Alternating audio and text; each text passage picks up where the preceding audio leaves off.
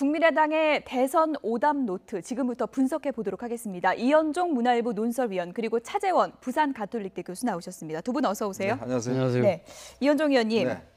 내가 MB 아바타입니까? 이것이 결정적인 장면이다. 이렇게 봐도 되겠죠? 그렇죠. 지금 대선 평가 보고서가 나왔는데 지금 상황에서 왜 저 대선 평가 보고서 나온지 모르겠습니다. 이미 버스가 지나간 다음에 나왔는데 사실은 지난 대선을 한번 반출을 해보면 결국 이제 MB 아바타 갑철수 사실 이런 개념은요. 어떤 상대방이 자기한테 오는 개념인데 문제는 그걸 안철수 대표가 자기 입으로 이 개념화 시켜버렸어요. 몰랐던 분들도 그렇죠. 다 알게 몰랐던 됐죠. 사람들한테도 오히려 그 개념 자체를 완전히 확인시켜줬던 어떤 면에서 보면 정말 안 해야 될 이야기를 스스로 해버리면서 자기 스스로를 그렇게 갑철수 그다음에 이제 MB 아바타를 규정해버리는 그런 결정적인 패착을 사실 있었거든요. 이제 그런 걸 보면 TV 토론이라는 게 사실은 전 국민이 사실 보는 것이고 또 그 속에서 어떤 후보자의 이미지를 확정짓는 거 아니겠습니까? 근데 결국 결정적으로 본인 스스로가 본인한테 어떤 나쁜 이미지를 더 씌워져 버리는 그런 것 때문에 결국 이제 상당히 많은 비판을 받았는데 이번 대선 평가 보고서에서도 가장 저 부분이 지난 대선 패배의 어떤 원인으로 작용했다고 평가를 하고 있습니다. 차 교수님. 그런데 이제 보통 공부 잘하는 학생들이 오답 노트 잘 적어 놓잖아요. 그래도 국민의당이 이런 대선 패배 보고서를 만드는 건 긍정적인 거 아닙니까? 저는 긍정적으로 봅니다. 지피지기 백전백승이라고 본인들의 잘못을 잘 알아야 또 그 잘못을 극복할 수 있는 거 아니겠습니까? 2012년도 사실 그 대선에서 그때는 민주당입니다. 민주당의 문재인 후보가 지고 난 뒤에 당시 어떻게 보면 좀 그 경쟁 후보였던 안철수 후보의 그 멘토였던 한상진 교수에게 이 대선 그 보고서를 맡겨서 상당히 아주 그 비판적인 보고서를 만들어냈기 때문에 어떻게 보면 오늘의 성공을 가져온 하나의 계기가 됐던 측면이 있다고 한다면 아마 지금 국민의당의 오늘 그 대선 패배 보고서는 상당히 좀 의미 있는 하나의 행보가 아닌가 하는 생각이 듭니다. 좀 적나라한 내용이 많이 적혀 있더라고요. 그렇죠. 그 문제는 근데 이 상당히 좋은 지적들이 많습니다. 앞서도 말씀하신 MB 아바타 문제도 있고 그리고 캠프 자체가 너무 이 소수의 인맥에 의해서 이 좀 그 안철수 후보의 이너스클에 의해서 좌지우지됐다. 그리고 또 앞서 우리 그 자료화면에 나왔습니다만은 박지원 상황론 이런 부분들에 대한 것을 극복하지 못했다는 이야기가 있습니다만은 문제는 이런 주요한 이런 그 원인들을 이제는 잘 짚어냈는데 이걸 과연 아프게 받아들여서 어떻게 이걸 갖다가 극복하고 대안을 만들어낼 것이냐. 그것은 결국 누가 해야 되겠습니까? 지금 결국 안철수 대표가 해야 될 몫인데 그걸 과연 제대로 해낼 것인지를 아마 지지자들은 아마 주의 깊게 지켜볼 것 같습니다. 그야말로 적나라한 분석이 담겨 있는 대선 패배 보고서 안철수 대표에 대한 상당히 좀 뼈아픈 내용들이 많이 담겨 있는데 안철수 대표가 아무래도 좀 문매를 맞는 시기인 것 같습니다. 정두원 전 의원까지 나서서 안철수 대표를 향해서 독서를 날렸는데요. 어떤 내용인지 한번 들어보시죠. 국민의당 대표 된 게 별건가요?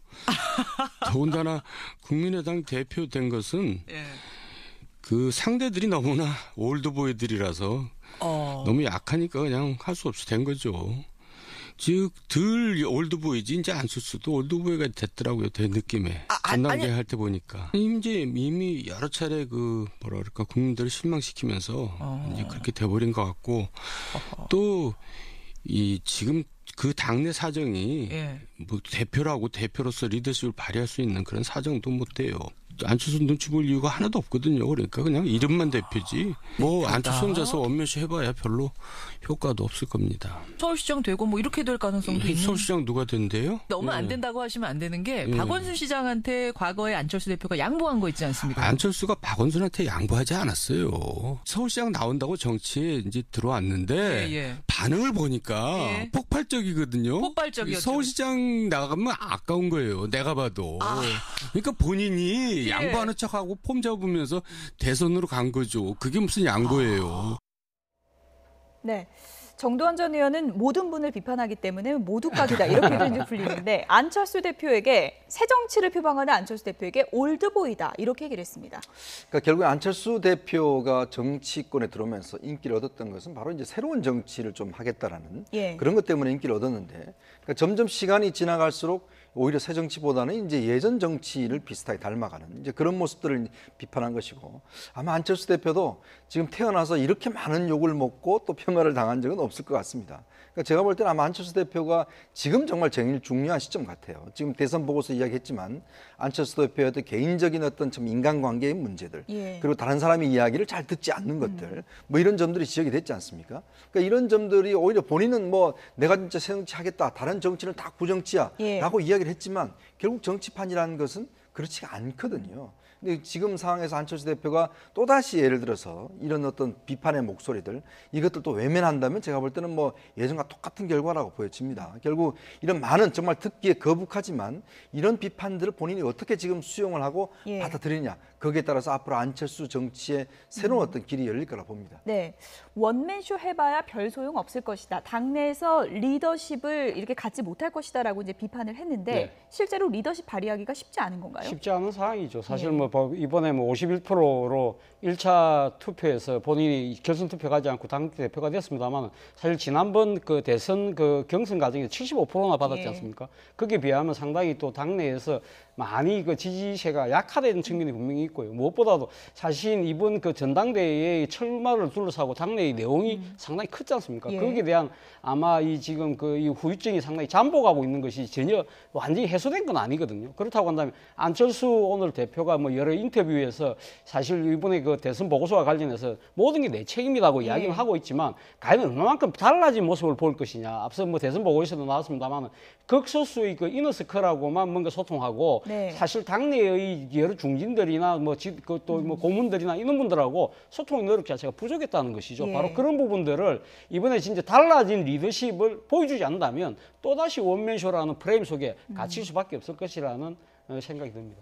어쨌든 모든 비판을 겸허하게 수용하겠다는 안철수 대표, 야당 대표로서 문재인 정부에 확실하게 각을 세우는 모습입니다. 오늘 발언 들어보시죠.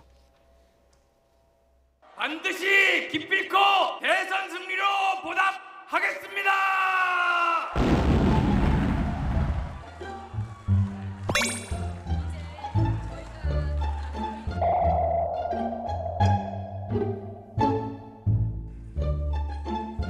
문재인 정부에서 혁신과 성장에서 4차 산업혁명을 이끌 중소벤처 기업부에 4차원 인사가 웬 말입니까? 어떤 성격인지를 생각해 본 적도 없고 제가 거기 회원도 아니고 4차원의 정신 세계를 보는 것 같았습니다. 우주의 기운을 받은 박근혜 정부가 정말 간절하게 원하면 전 우주가 나서서 다 같이 도와준다. 그래서 꿈을 이루어진다. 문재인 정부는 창조론 경제로 갈 겁니까? 분명히 말씀드립니다. 안 됩니다. 안 됩니다. 복지 예산이 성장 예산이라면서 내년 예산안을 복지 예산 증가, 성장 예산 감소로 평가하지 말라고 하셨습니다. 대통령께 말씀드립니다. 산은 산이고 물은 물입니다. 산이 있어서 물이 빛나고 물이 있어서 산이 살지만 그래도 산은 산이고 물은 물입니다.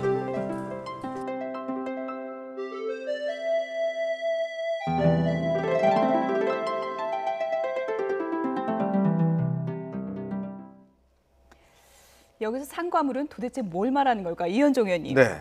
역시 안철수 대표의 발언은 풀이가 필요합니다. 해설을 좀 해주시죠. 갑자기 성철스님이 좀 나오신가 하는 생각이 들었는데 사실 이제 안철수 대표가 정계에 입문하면서 가장 비판받았던 게 모호하다는 점이었습니다. 어떤 사안에 대해서 자신이 분명한 입장이 이제 없다는 것이거든요.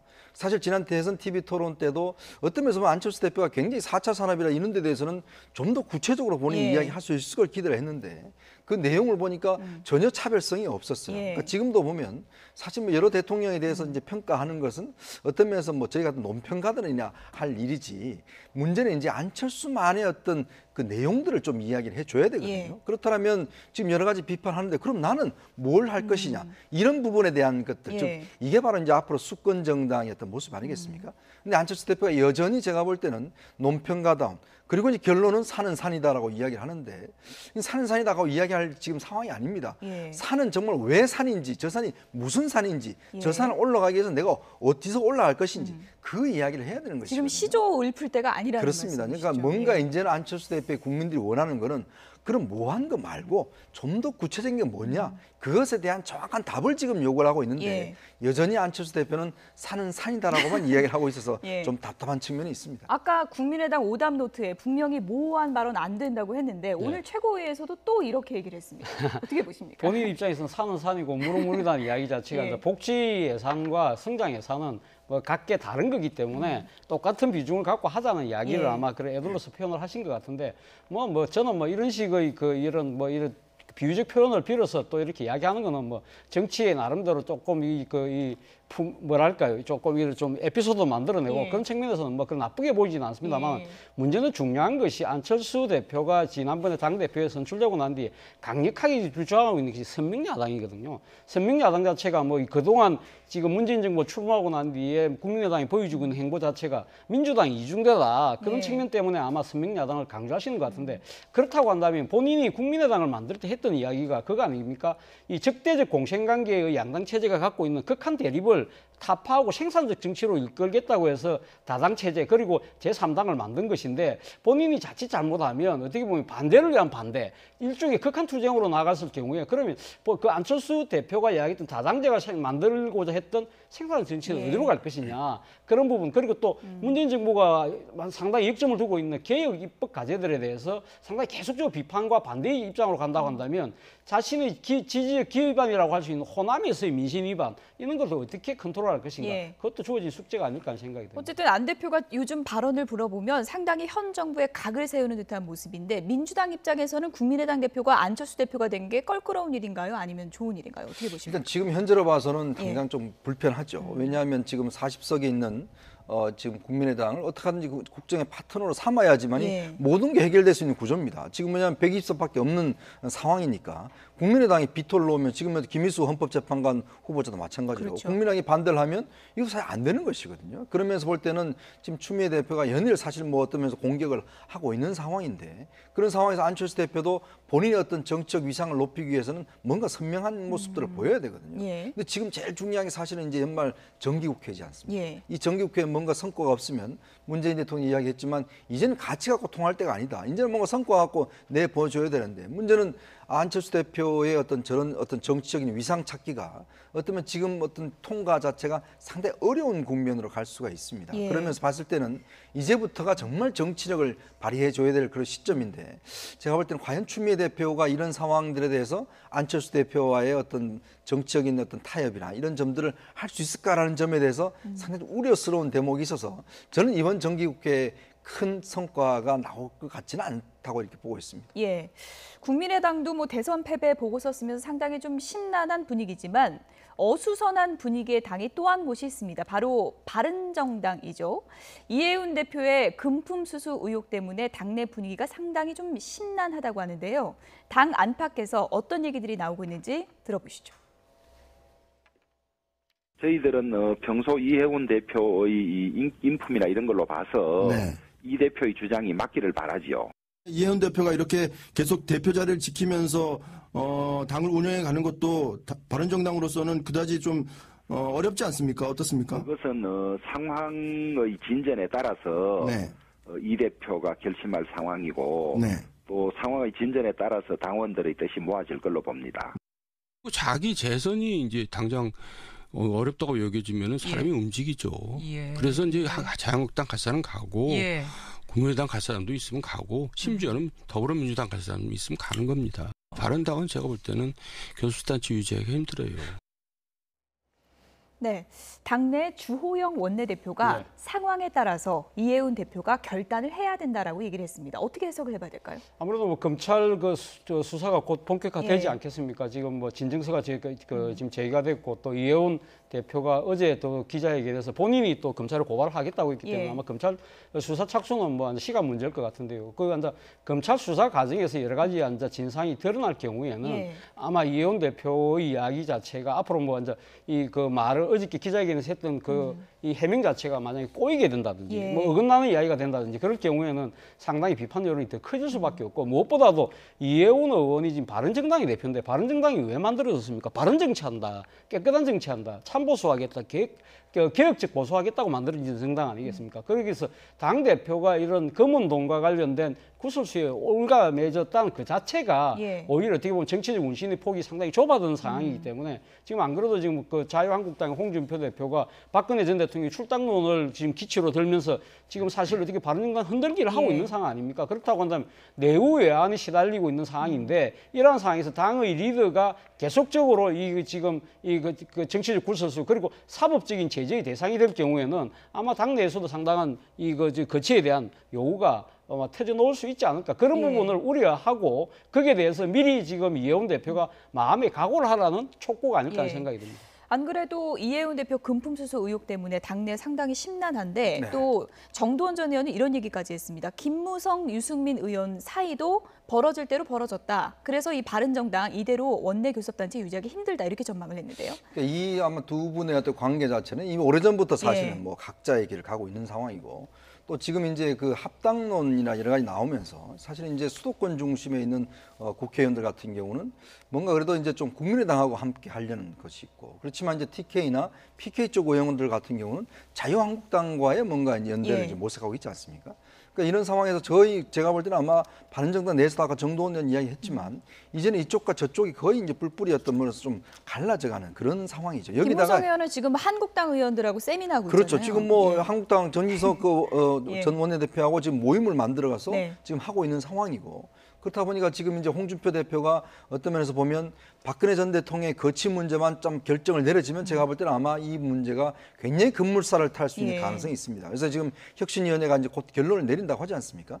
그렇기 때문에 아마 박 전 대통령의 출당 문제와 친박의 몇 명의 어떤 거취 문제 결정만 되면 바른정당 일부 의원들은 상당히 제가 볼 때 움직일 가능성이 있고 또 거기서 이제 이해훈 대표가 중심을 잡아줘야 되는데 문제는 이해훈 대표 스스로가 흔들려 버리기 때문에 이건 오히려 상당히 좀 전적으로 힘든 상황으로 갈 수밖에 없어요. 그래서 아마 제가 볼 때는 유승민 대표 전 대표와 지금 김무성 전 대표 두 분의 어떤 그 관계 자체도 보면 뭔가 이게 당을 어떤 좀 엮어주는 그런 접착제 역할을 해야 되는데 오히려 서로 밀어내는 즉 자석에서 뭐 서로 밀어내는 역할을 하다 보니까 이 분열 자체의 어떤 촉발점이 되지 않는가 싶습니다.